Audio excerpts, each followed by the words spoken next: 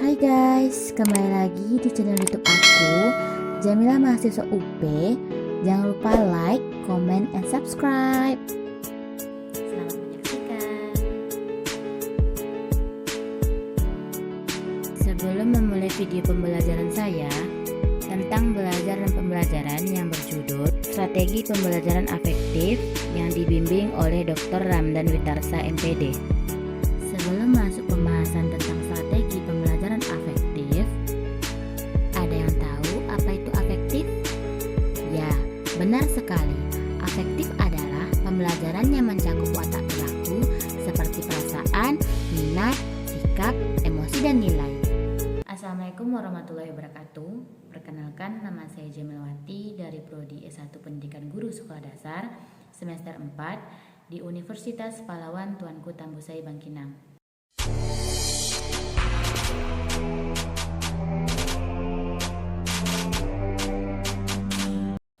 Di video pembelajaran kali ini saya akan menjelaskan tentang strategi pembelajaran afektif yang saya ambil dari buku Strategi Pembelajaran yang ditulis oleh Profesor Dr.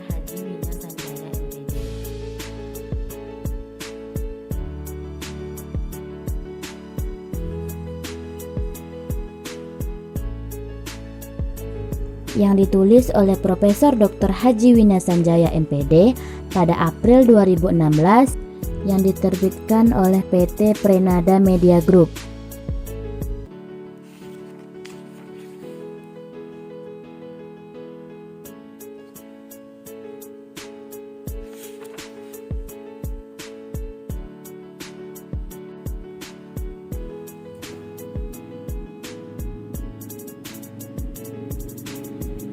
Strategi pembelajaran efektif memang berbeda dengan strategi pembelajaran kognitif dan keterampilan. Biasanya, afektif berhubungan dengan nilai yang sulit diukur, yang menyangkut tentang kesadaran diri seseorang. B. Hakikat pendidikan nilai dan sikap. Nilai adalah suatu konsep yang berada dalam pikiran manusia yang sifatnya tersembunyi, tidak berada di dalam dunia empiris. Oleh karena itu, nilai pada dasarnya standar perilaku yang menentukan kriteria baik tidak baik, indah tidak indah, layak atau tidak layak, sehingga standar itu yang mewarnai perilaku seseorang. Menurut Douglas Graham Gulo 2002, ada 4 faktor yang merupakan dasar kepatuhan seseorang terhadap nilai. Yang pertama, normativis, yang kedua, integralis, yang ketiga, fenomenalis, yang keempat, hedonis. Sikap adalah kecenderungan seseorang untuk menerima atau menolak suatu objek berdasarkan nilai yang dianggapnya baik atau tidak baik. Menurut Winkel tahun 2004, sikap merupakan suatu kemampuan yang berperan penting dalam suatu tindakan, lebih-lebih apabila terbuka berbagai kemungkinan untuk melakukan tindakan dalam berbagai alternatif. C. Proses pembentukan sikap. Yang pertama, pola pembiasaan. Guru dapat menentukan sikap siswa melalui metode pembiasaan. Biasanya kita sering mendengar di sekolah bahwasanya terapkan 3S, 3S, senyum, sapa, salam. Biasanya diterapkan di sekolah-sekolah supaya anak bisa menghormati orang lain, baik itu temannya maupun gurunya.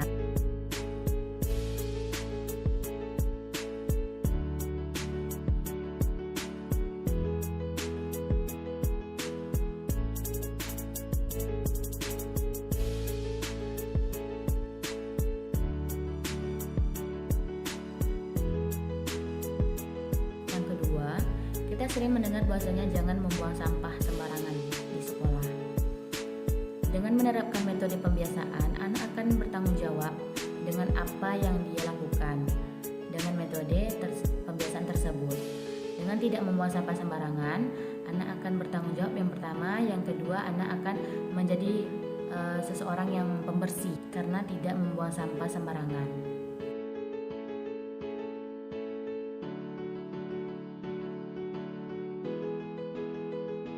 Yang kedua, modeling.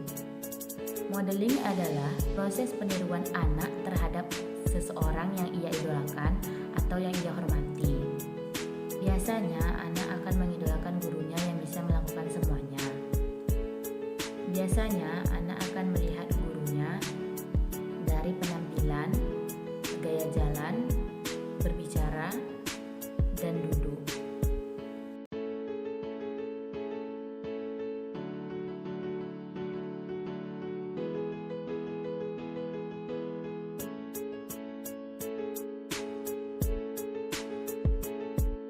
D. Model strategi pembelajaran sikap. Yang pertama, model konsiderasi. Model ini dikemukakan oleh MC Paul yang mengatakan bahwasanya pembentukan moral tidak sama dengan pembentukan kognitif yang rasional. Pembelajaran moral siswa menurutnya adalah pembentukan perilaku, bukan pengembangan intelektual. Yang kedua, model pengembangan kognitif. Model pengembangan kognitif ini dikemukakan oleh Loudon Halbert yang mengatakan bahwasanya pengembangan manusia terjadi sebagai proses dari restrukturalisasi kognitif yang berlangsung secara berangsur-angsur menurut urutan tertentu. Yang ketiga, teknik mengklarifikasi nilai. Teknik ini biasanya diartikan sebagai sarana untuk membantu siswa mencari dan menentukan nilai yang dianggapnya baik dalam menghadapi suatu persoalan melalui proses menganalisis nilai yang sudah tertanam dalam dirinya tersebut. Kesulitan dalam pembelajaran afektif. Yang pertama, selama ini pendidikan kurikulum hanya mengacu kepada pengembangan intelektual, tidak mengacu kepada pembentukan afektif atau sikap. Yang kedua, sulitnya melakukan kontrol karena banyaknya faktor yang mempengaruhi perkembangan sikap anak. Yang ketiga, keberhasilan pembentukan sikap tidak bisa dievaluasi dengan segera. Yang keempat, pengaruh kemajuan teknologi informasi yang menyuguhkan berbagai macam acara yang berdampak pada pembentukan karakter anak. Terima kasih telah meluangkan waktu untuk melihat video pembelajaran saya. Lebih dan kurang saya mohon maaf. Wabillahi taufiq wa hidayah. Assalamualaikum warahmatullahi wabarakatuh. Terima kasih udah subscribe video aku. Untuk kalian tetap jaga kesehatan, rajin cuci tangan, dan memakai masker agar terhindar dari virus corona.